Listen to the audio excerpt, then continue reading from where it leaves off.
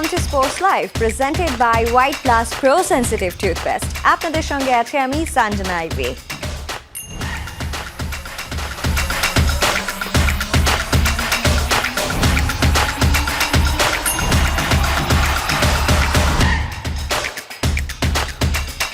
বিসিবির নতুন সভাপতি নির্বাচিত হলেন তামিম ইকবাল, আর সহ সভাপতি নির্বাচিত হয়েছেন ফাহিম সিনহা।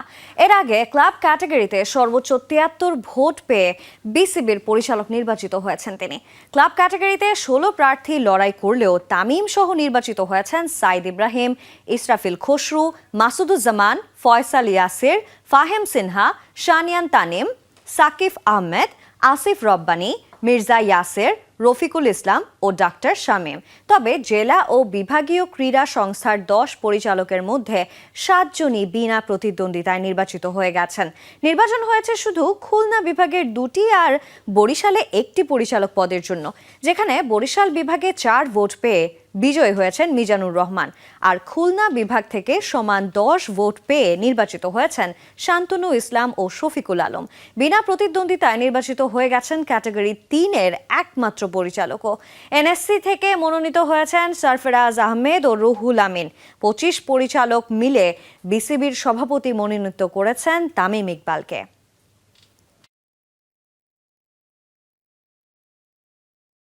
ক্রিকেটের উপর কোনো ধরনের কোনো স্যাক্রিফাইস করা হবে না।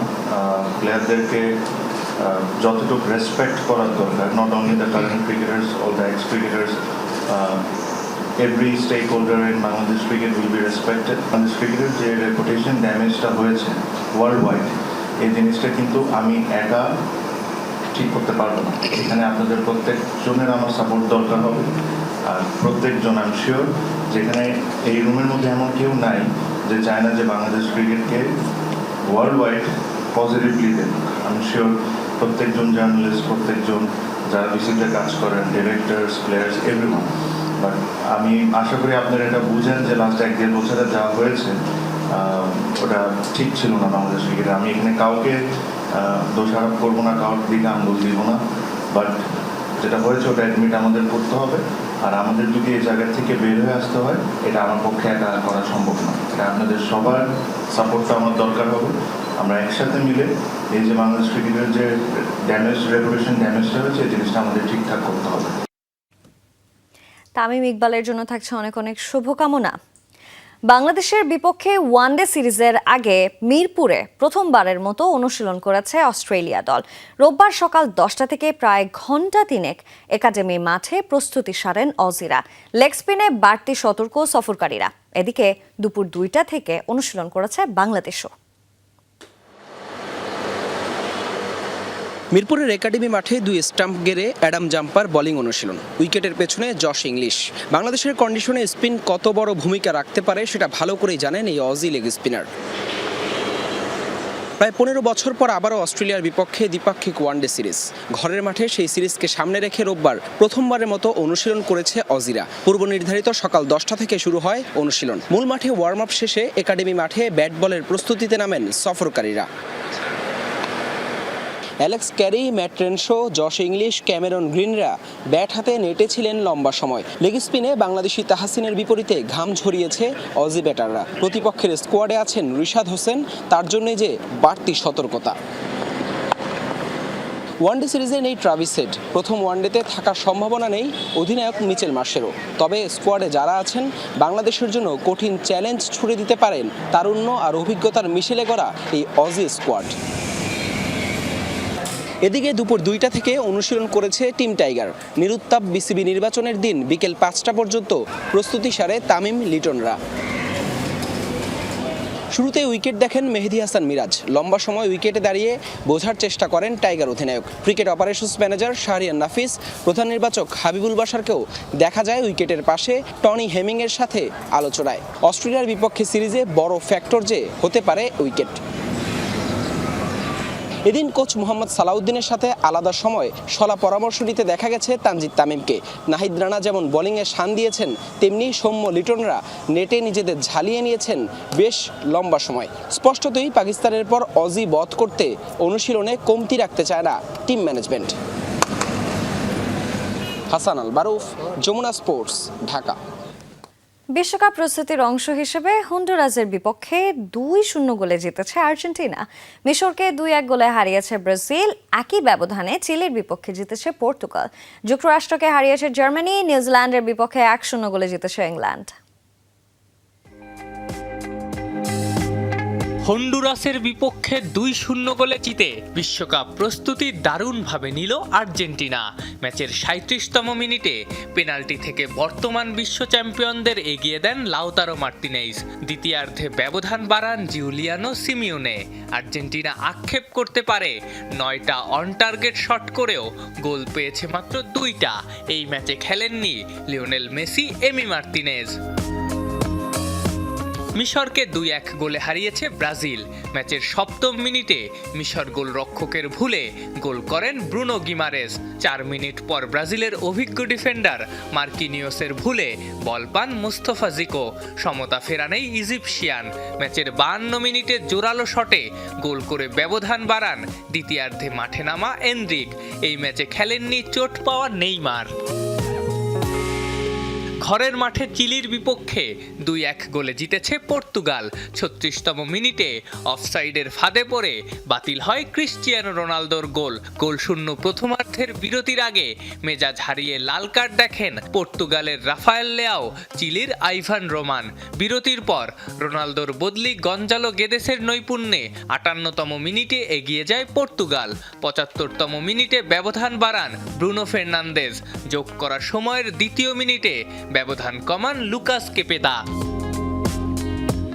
2 অর্ধে 2 গোল করে যুক্তরাষ্ট্রের বিপক্ষে 2-1 গোলে জিতেছে জার্মানি। শিকাগোয় ম্যাচের দ্বিতীয় মিনিটেই জার্মানিকে এগিয়ে নেন কাই হাভার্টস। জোশুয়া কিমিকের ফ্রি কিকে হেডে গোল করেন আর্সেনাল ফরওয়ার্ড। 37তম মিনিটে দর্শনীয় এক গোলে সমতা ফেরান অ্যান্টনি রবিনসন। 57তম মিনিটে আবার এগিয়ে যায় জার্মানি। হাভার্টসের পাসে বা পায়ের শটে গোল করেন লেরয় সানে। এখানেই তৈরি হয় ব্যবধান। ফ্লোরিডায় নিউজিল্যান্ডের বিপক্ষে 1-0 গোলে জিতেছে ইংল্যান্ড। 2 অর্ধে ভিন্ন দুটি একাদশ নিয়ে খেলে ইংলিশরা। ম্যাচে প্রায় 72% বল দখলে রেখে 23টা শট নিলেও অন টার্গেটে রাখতে পারে মাত্র 4টা। প্রথমার্ধের যোগ করা সময়ে একমাত্র গোলটি করেন হ্যারি কেইন। সতীর্থের ক্রসে হেডে গোল করেন বায়ার্ন মিউনিখ স্ট্রাইকার।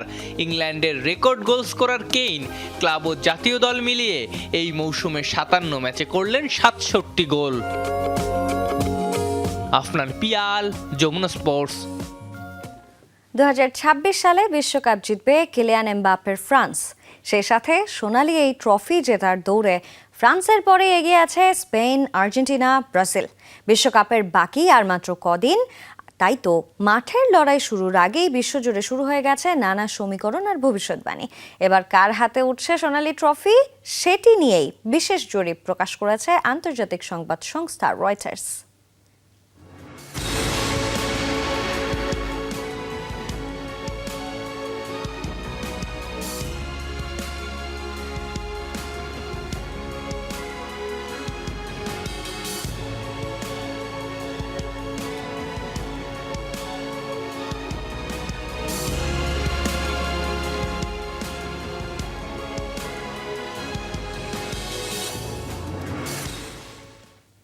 নিশ্চয়ই এই স্টোরিটি আমরা কিছুক্ষণের মধ্যে আবারও দেখতে পারবো। এবার যেতে চাই পরবর্তী আপডেটে। বিশ্বকাপের চূড়ান্ত প্রস্তুতি নিতে মার্কিন যুক্তরাষ্ট্রে পৌঁছেছে ফুটবল বিশ্বের 2 পরিচিত মুখ সুইডেন ও আইভরি কোস্ট। ফিফা র্যাঙ্কিংয়ের 38তম দল সুইডেন টেক্সাসের ডালাস ফোর্ট ওয়ার্থ বিমানবন্দরে অবতরণ করে চলে গেছে ফ্রেস্কো শহরে, যেখানে MLS ক্লাব FC ডালাসের সুযোগ সুবিধা ব্যবহার করে নিজেদের ক্যাম্প ও অনুশীলন চালাবে তারা।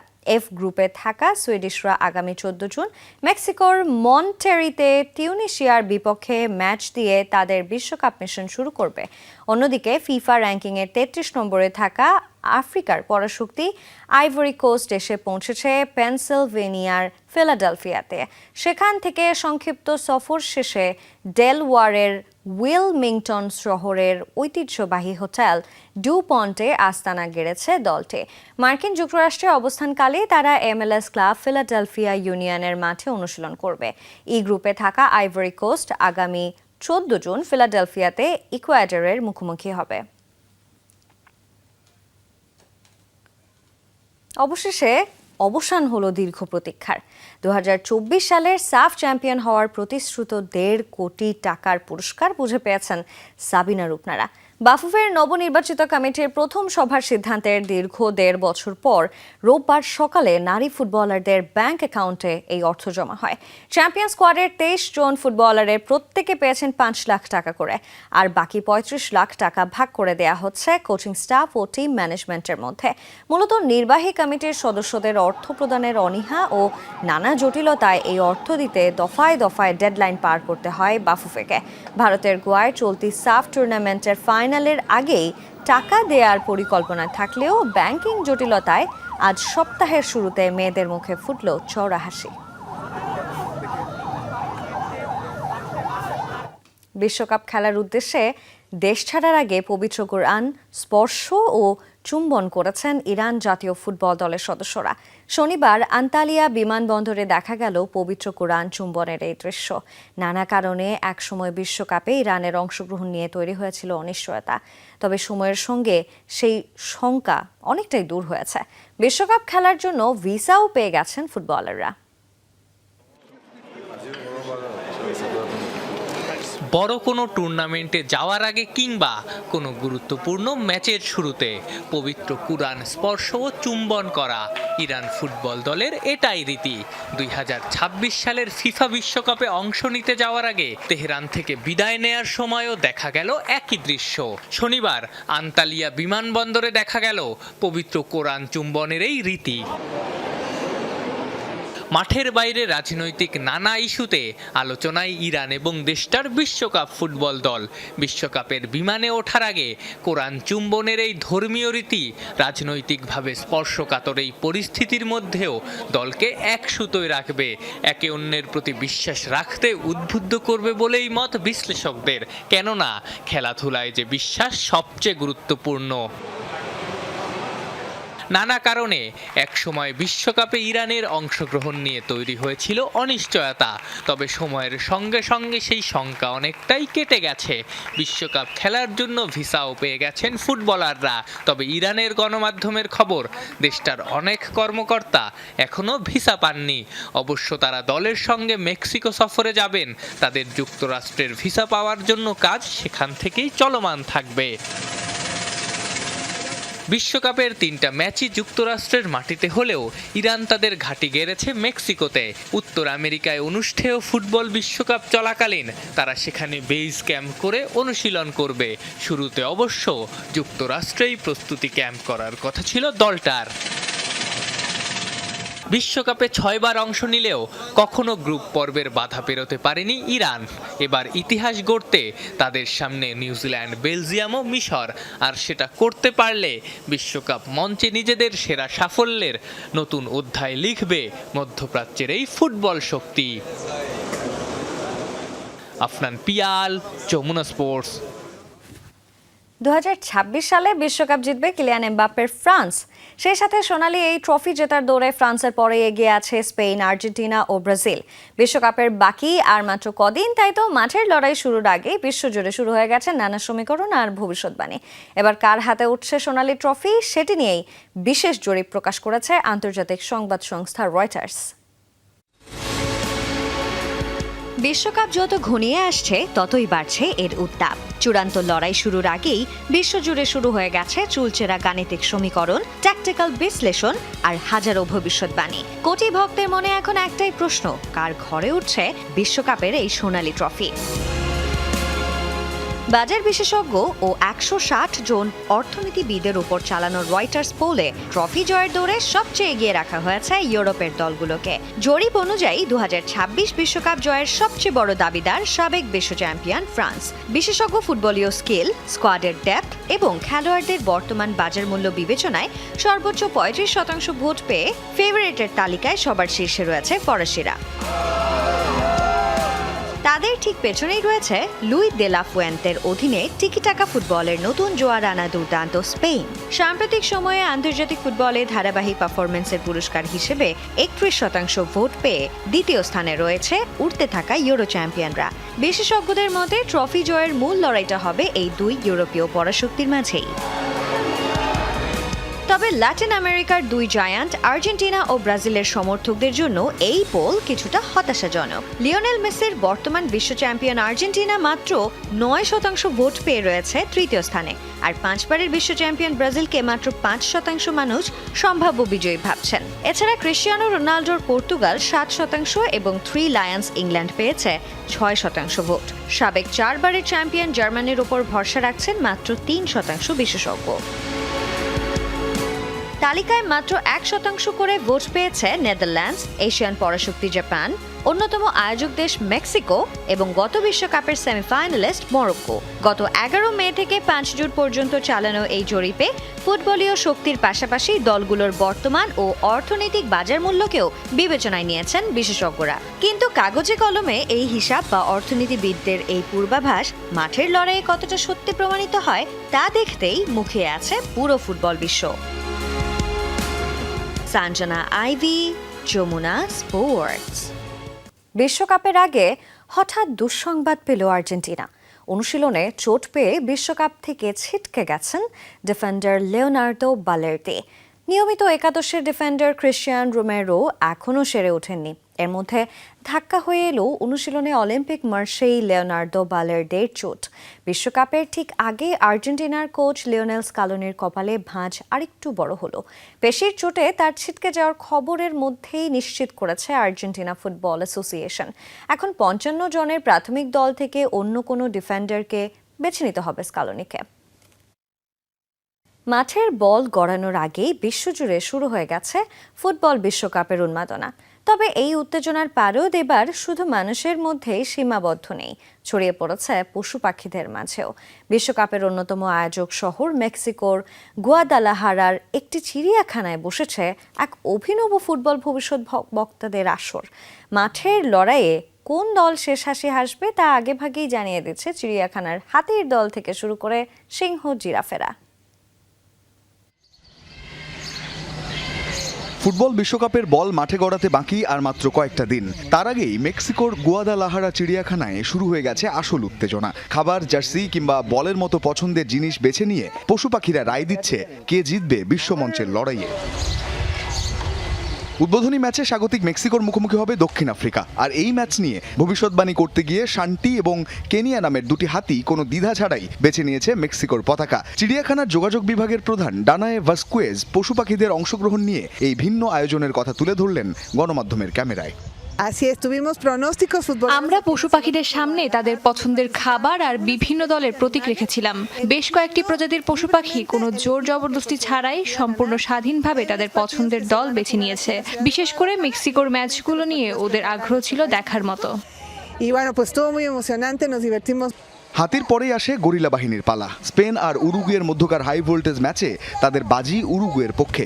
তবে মেক্সিকো বনাম দক্ষিণ কোরিয়ার ম্যাচটি নিয়ে বেশ নাটকীয়তা তৈরি করে কিউট ক্যাপিব্যারাগুলো। দীর্ঘক্ষণ অপেক্ষার পরও কোনো দলের বক্স না খোলায় এই ম্যাচটি ড্র হবে বলেই আভাস দিয়েছে তারা। আমাদের এখানে নোভা নামের একটা চমৎকার ম্যাকাও পাখি আছে। সে তো মেক্সিকো আর চেক প্রজাতন্ত্রের ম্যাচের ভবিষ্যৎবাণী করতে গিয়ে বরাবর মেক্সিকোর লোগোটাকে স্পর্শ করেছে। আমরা কয়েকবার চেষ্টা করেছি, কিন্তু প্রতিবারই ওর রায় ছিল মেক্সিকোর দিকে। শুধু ম্যাকাও পাখি নয়, চেক প্রজাতন্ত্রের বিপক্ষে অন্য ম্যাচে আবার দক্ষিণ কোরিয়াকে এগিয়ে রেখেছে চতুর পুমা বা চিতাবাঘটি। আর সবাইকে চমকে দিয়ে কলম্বিয়ার বিপক্ষে আফ্রিকান দেশ ডেমোক্রেটিক রিপাবলিক অফ কঙ্গোকে বিজয়ী হিসেবে বেছে নিয়েছে জিরাফের দল। রঞ্জন শান্ত, যমুনা স্পোর্টস। আর এই ছিল আজকে স্পোর্টস লাইভে। এতক্ষণ সঙ্গে থাকার জন্য সবাইকে ধন্যবাদ।